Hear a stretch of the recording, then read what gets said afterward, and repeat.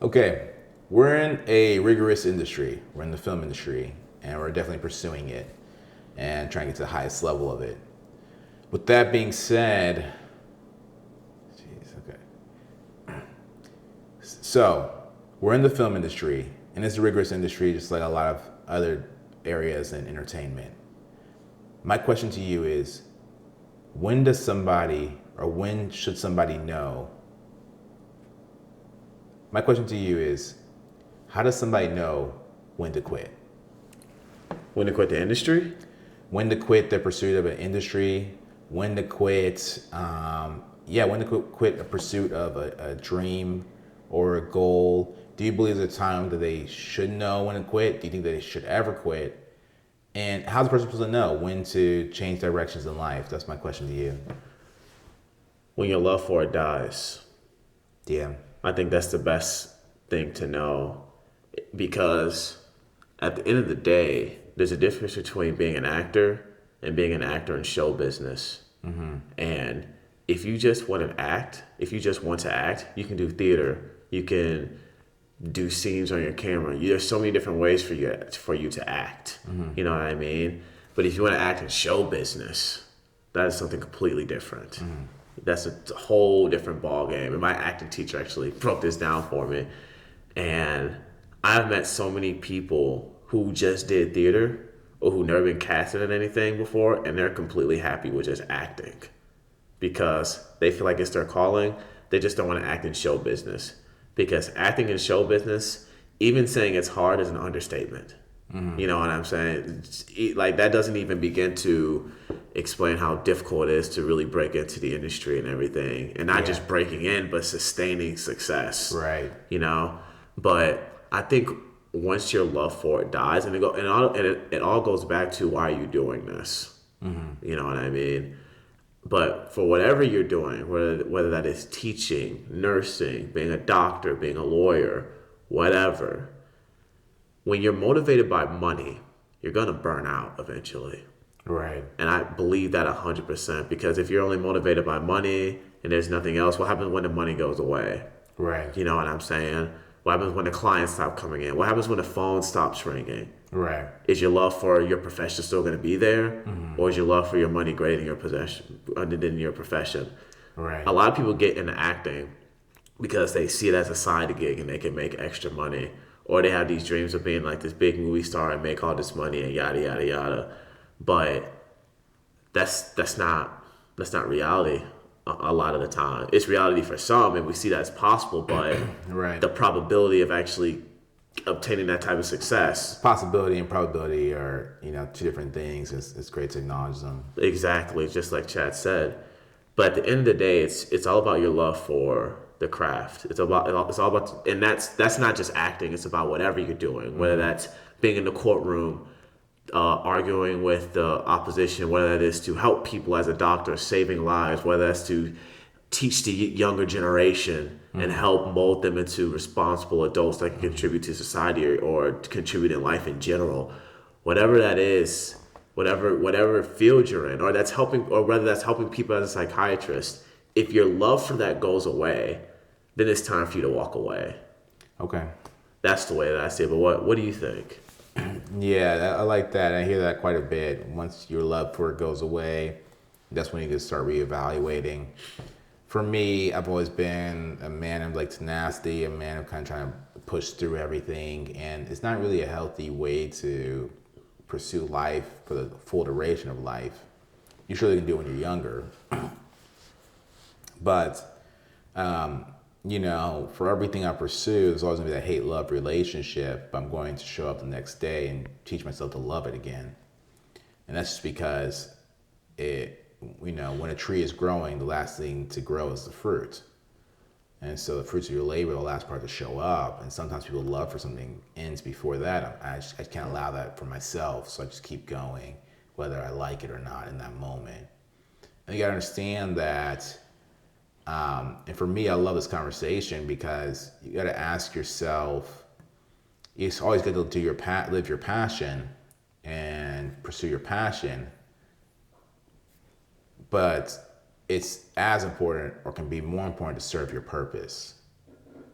And to serve your purpose, when you're passionate about something, you have to love it. You have to love it day in and day out. When you're serving your purpose, you realize that you don't have to like it every day. You got to teach yourself how to love it again, because this can serve so many people.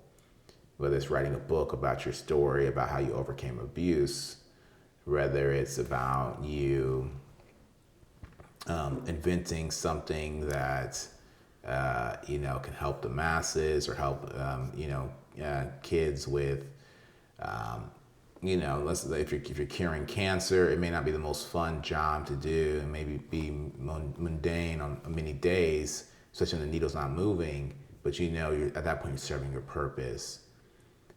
You don't have to be passionate about it. You don't have to wake up and be like, oh my God, this is the most fun I'm living. But you still might continue on that journey, because that journey can save so many people and allow so many other people to pursue their passions. When you serve your purpose, you allow other people to pursue their passions a lot of times. It's very heroic, but that's kind of my view on it. And then back to the main question here is, when should someone know to quit? That's case by case basis, because it's based off of who you are, and you have to evaluate what's most important to you in that moment. I agree. And you should also quit when it starts to hurt. You know what I mean? Like, hurt as in your health and everything. It starts to affect you mentally to the point where you can't function every day. And there are some people who push it to the max and everything. And I do agree with you that, it's kind of like being married. Well, I don't know what it's like to be married, but from what I've heard, it's kind of like being married. You might not like your partner every day, but no matter what, you still love your partner. Yeah. At the end of the day, you still Exactly. love whoever you're with. And there are things about show business that I don't like. You know what I mean? But I still love acting, and a part of me still loves the industry because of how interesting and how random's not the right word, how different everyone's pathways are. Like, when you look into sports, right? You look at basketball, look at these NBA players. Let's talk about the American NBA players. A lot of them played AAU.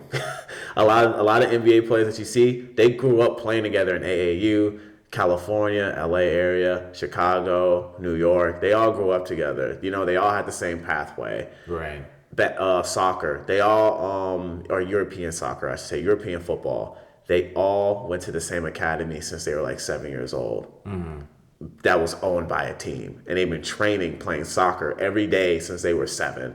That's how a lot of them make it to the league. Wow. So they all have the same pathways. NFL, the cool thing about football is that you can pick up football late. You can pick it up really early. Mm-hmm. You can pick it up when you're in high school and make the NFL if you're good enough. Mm-hmm. But what I'm trying to say is that it feels like that, at least in sports, right? Or especially in any profession, like with lawyers, you have to go to law school. To become a doctor, you have to go to med school. There's set pathways that you have to take. Right. With acting, there is no set pathway. You can literally make your own way, which is what I love about the industry. Yeah. Because the set pathway that everyone tells you a lot of people consider it outdated. Mm-hmm. You know what I mean? Especially nowadays in 2023. But that's beside the point. What I'm trying to say is that I love how you can set your own path for the industry and everything, but I don't like the industry every day. You know what I mean? That's what I'm trying to say in a roundabout way. Yeah, exactly. Just trying to make sure we're on track here, but exactly that. You get to exactly that. You get to make your own story, make your own lane, all that in this industry, where and then other industries, the scoreboard is almost too, the scoring system is almost too structured, and that alone could be deterring. But with this industry, I'm always going to say it comes back down to catalog. Mm-hmm. I agree with that. Yeah. Ever since you brought the whole Lil Durk, when we talked about Lil Durk. Yeah. And same with Bad Bunny. Dropped a new song every week. It's all about catalog. Like, guys, I don't know the cue of this episode, but just know we're somewhere between, we're somewhere north of 40 episodes by the time this one drops, or somewhere maybe north of 50. Yeah. And one of my favorite podcasts, I listened to it yesterday, and they're like, we're on episode 50. we've been doing this we're on episode 52. We did it for a year now. I'm like, that's great. So they dropped every week for a year. Yeah. And their episodes are about 12 to 20 minutes. I'm like, damn, we did that in a month and a half or whatever. Yeah. Because we dropped every day. We dropped every day. Yeah. So it comes on the catalog, and maybe when we're gone, people are going to reference these videos and be like, oh, they dropped some gems there, or they, they said something. They were speaking the truth. Speaking the truth. They were speaking facts. Yeah, exactly. Yeah, whatever they're saying. So yeah, who knows what they're gonna be saying in the future? yeah, exactly. Who knows, man? Who knows? But, the slang always changes. It does. Like the same. We treat everybody's words like a haiku. Like every word we say is important, like a haiku. Like you look at the words one day, one way, and you're like, oh man, I connected it. And the next day you look at it, you hate those words. Like that's what they meant by it. It's weird. Public perception is weird. People are weird. So the main perceptions and perspectives that there are people in the world, and they are subject to change. Nevertheless, I want to talk about when someone should know it's the time to quit. And honestly, if you love it, and if you really set out to do it, only person who knows when to walk away from something is you. And remember, it's not what you walk away from, it's what you walk away with. Exactly. This is Black Hollywood. Did you set your timer? I did. You did? Yeah. It went. We had 13 seconds left. I don't know what. Yeah. Why did you check your phone? Oh, shit. I was like, dude, we're good. Damn. I was like, dude, I have